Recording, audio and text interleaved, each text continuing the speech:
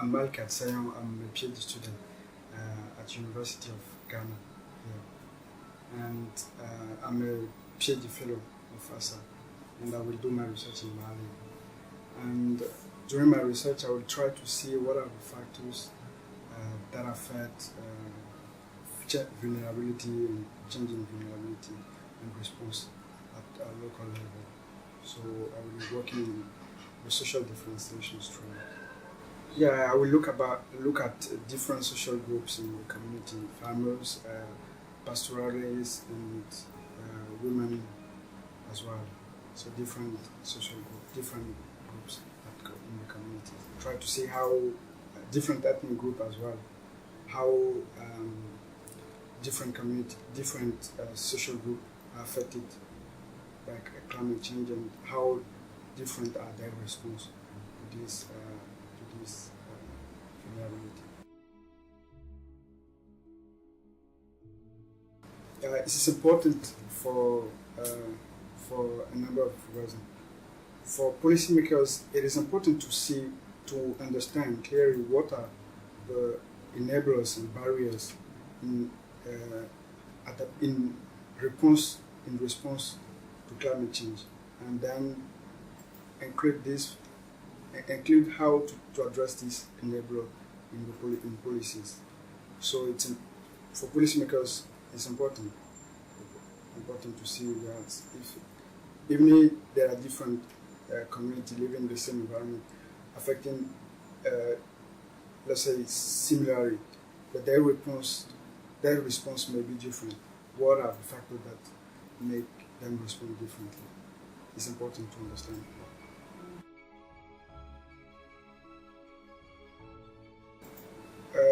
Men, for example, can immigrate.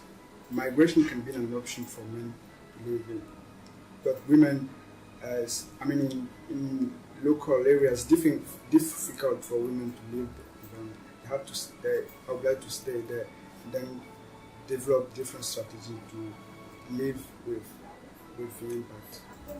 So it can be developing different livelihood activities, or involving in forest, if there is forest resources, collecting and commercializing non-timber forest product can be an adaptation option for women.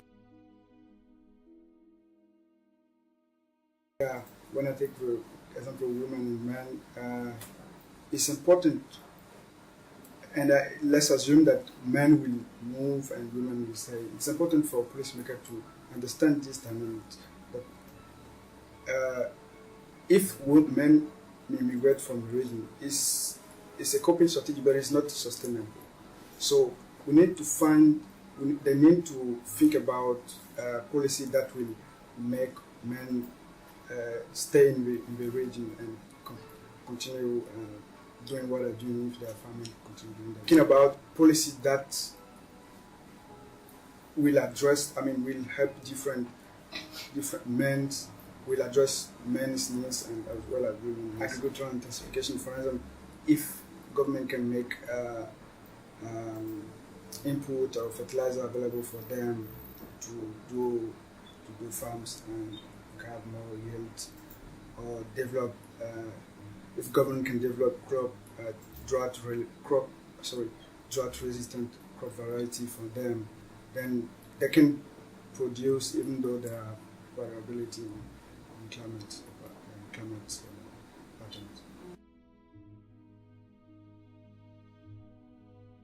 Yeah, definitely the trainings were very useful for me. Let me start from research into use. One thing that I understand is that research into use is not just a researcher having his research question and come in and say, well, I want to do this. Come, let's say, invite people and say, well, what I'm doing, and doing what you want to know. It's another way of doing research and making our research findings very useful for communities. And then it includes involving, engaging communities since the beginning, even at let's say even from the design of research, which question are addressed. For instance, in West Africa, uh, intensifications, agricultural intensification is something very important for people in West Africa, but maybe in East Africa or Niger, not the same thing. So this is something different. Try do research that engage people since the beginning, taking into account their needs, and then it's very likely the probability that the funding being translated into policy into practical solution is very high. So this is something that also and as I research into user approach, create capacity building and stakeholder engagement, and then the training of transformative scenario planning is very just useful for me. Let me give you an example. I was involved in a research project, that's a interdisciplinary research project, before joining this project. We were struggling to find the way to bring different users of agro-pastoral dams.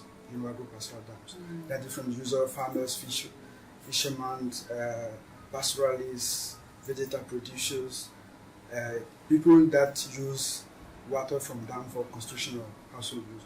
So we're trying to find how to engage them together. We make different meetings, but people came into these meetings with their assumption, with their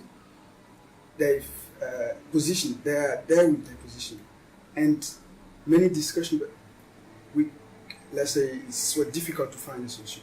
But with TSP, this process had all the stakeholders to have the same understanding, living what they have before joining the process, living what are their perceptions, and try to have a common understanding of the issues, even though they can have conflicting interests. Have a common understanding of the issue at stake, and then try to have a common solution.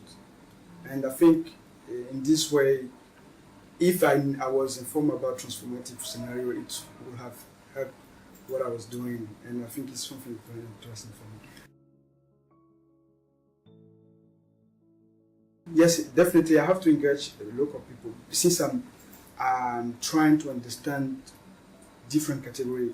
I cannot. How can I say? I have to engage them. I have to deal with them to explain clearly what I want, and then include them. Engage them. Really, I have no choice. Without that, I'm not sure if what I will get. The funding will be useful or will be meaningful for local people. So benefits for vulnerable, different groups. For sure, it will help them to talk together, to be together, trying to understand things together instead of each category have their many, their own understanding of issues. And I'm interested by response that different groups have. When bringing them together, giving them opportunity to exchange, discuss, there is a possibility that solution or a response approach that one group are using, it can be shared with other groups and can be useful. So possibility of exchange of adaptation options,